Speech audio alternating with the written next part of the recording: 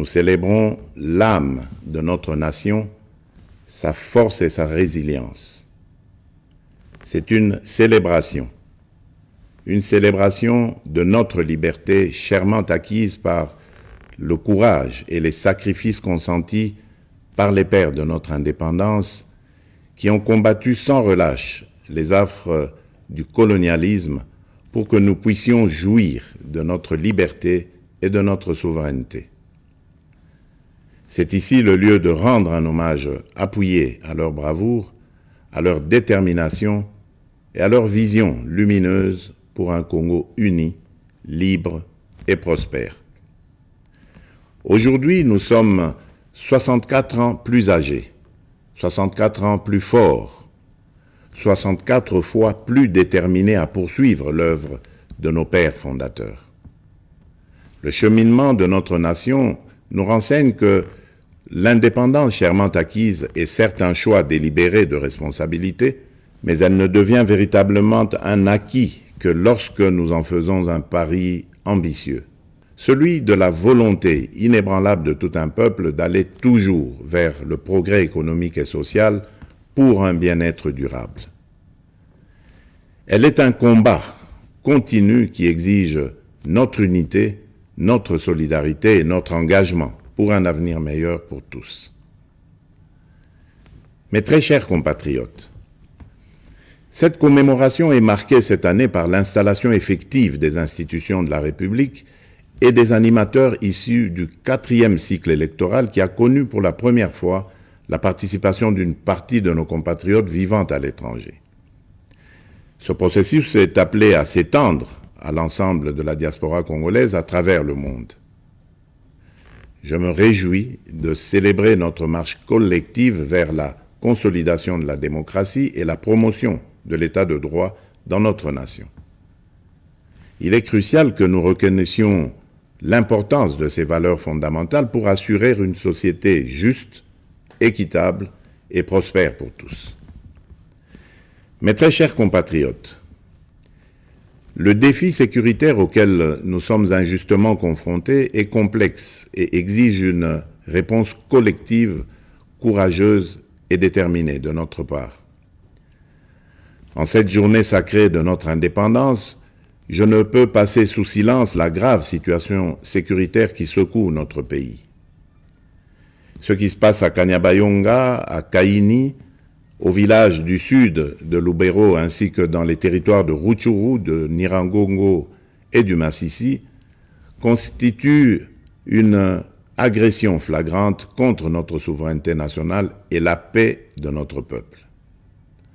En ma qualité de président de la République et commandant suprême des forces armées et de la police nationale, je tiens à vous assurer de ma détermination inébranlable à défendre l'ensemble de notre territoire et à rétablir la paix. Nos vaillants soldats sont en première ligne et ensemble, nous triompherons de cette agression injustifiée. À nos frères et sœurs de Kanyabayonga et des régions avoisinantes, je veux exprimer ma profonde solidarité et ma compassion face aux souffrances que vous endurez. Votre courage et votre résilience sont une source d'inspiration pour la nation tout entière. Soyez assurés que je mets tout en œuvre pour rétablir la sécurité et protéger nos concitoyens.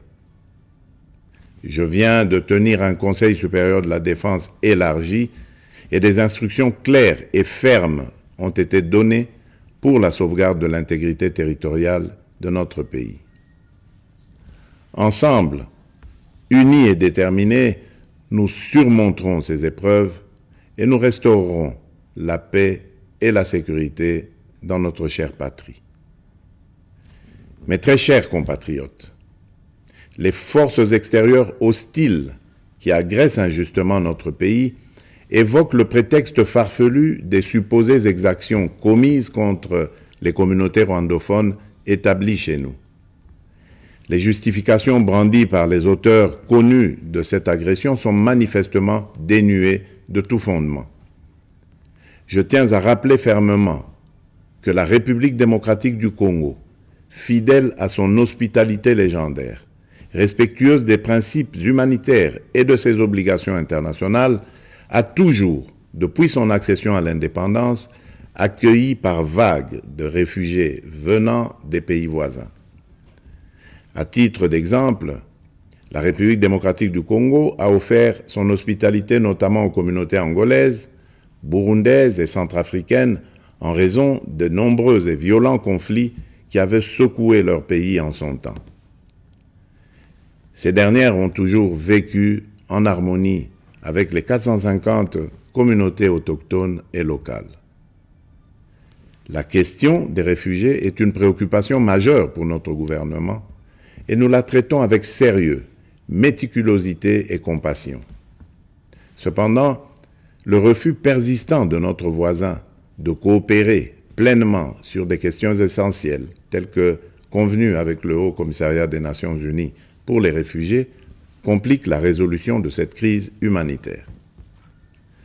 Prenant donc la mesure de l'héritage de notre indépendance, nous augmentons sensiblement les moyens de défense et de sécurité pour protéger avec plus d'efficacité nos frontières et nos populations.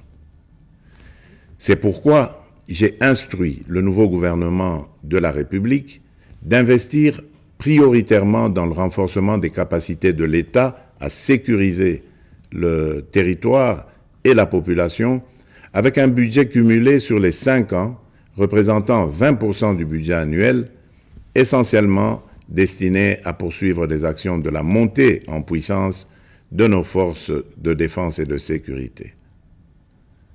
Honneur et courage aux vaillants soldats et combattants qui défendent loyalement la patrie au péril de leur vie. La nation ne vous oubliera pas. En cette période où notre nation est confrontée à des défis sécuritaires multiformes, j'en appelle à l'harmonie et à la cohésion de toutes les communautés pour unir nos forces, promouvoir la paix, le respect mutuel, afin de consolider la transformation socio-économique de notre pays. Debout, Congolais. Mes très chers compatriotes, les perspectives économiques pour cette année 2024 restent globalement favorables, malgré les défis persistants, notamment sur le plan sécuritaire. La croissance attendue à fin décembre 2024 devrait être supérieure à la moyenne de l'Afrique subsaharienne projetée à 3,8%. Certes, l'inflation et la dépréciation du franc congolais face aux devises étrangères pèsent sur les prix intérieurs. Mais, soutenus par des réformes économiques et des investissements massifs dans les infrastructures, les services et le secteur minier, les perspectives de croissance de la République démocratique du Congo pour 2024 restent optimistes. À partir de ces perspectives, je suis convaincu que la République démocratique du Congo est résolument engagée dans la trajectoire des pays à revenus intermédiaires grâce à la transformation de l'agriculture et de l'industrie. C'est pourquoi nous devons poursuivre les réformes, projets et actions initiées sous mon premier quinquennat qui ont produit des résultats positifs sur les structures de l'État et de la société. Il s'agit, entre autres, de la restauration de la fonction de contrôle financier et d'audit des comptes publics pour améliorer la gouvernance, la consolidation de nos réserves de change évaluées actuellement à 5 milliards de dollars américains, la gratuité de l'enseignement de base, les différents paliers de la couverture santé universelle ainsi que le programme de développement local des 145 territoires. Ces acquis seront capitalisés par les réformes initiées pour assurer une transition vers une économie plus diversifiée grâce principalement à la transformation agricole et au développement des infrastructures dans le secteur des routes, des chemins de fer, du numérique et de l'énergie. Dans ce sens, j'ai instruit le gouvernement d'accélérer dès cette année 2024 le déclenchement de la deuxième phase de ce vaste programme minerai contre infrastructure qui va contribuer à la promotion du marché intérieur et à la création d'emplois. Pour illustration, Ce programme d'infrastructure permettra de relier le sud et le nord du pays. Cela va non seulement consolider notre réseau national de transport multimodal, mais aussi améliorer sensiblement la qualité de la communication à l'intérieur du pays. De même, dans le cadre de l'amélioration de la mobilité dans les grandes villes du pays, je viens de lancer les travaux de construction de la route de contournement de la capitale Kinshasa, partant de la cité de Mboudi et débouchant sur la route nationale numéro 1 par Badara, non loin de l'aéroport international de Ndjili. Mais au-delà de ces efforts encourageants, je suis conscient des difficultés sociales que rencontre la majorité des Congolais au quotidien. En ma qualité de garant de la nation, je peux vous rassurer que cette situation me tient à cœur et que rien n'arrêtera ma détermination à y apporter des solutions idoines et urgentes. Aussi, ai-je instruit le gouvernement à prendre des mesures nécessaires pour alléger le coût du panier de la ménagère et améliorer le pouvoir d'achat de la population. Mes très chers compatriotes, la véritable indépendance et la liberté découlent inévitablement du développement, fruit d'un dévouement et d'une prise de conscience profonde de nos responsabilités. Ainsi, en célébrant notre fête nationale, nous sommes tous interpellés à embrasser pleinement la maturité de notre nation et à assumer pleinement les devoirs qui en découlent.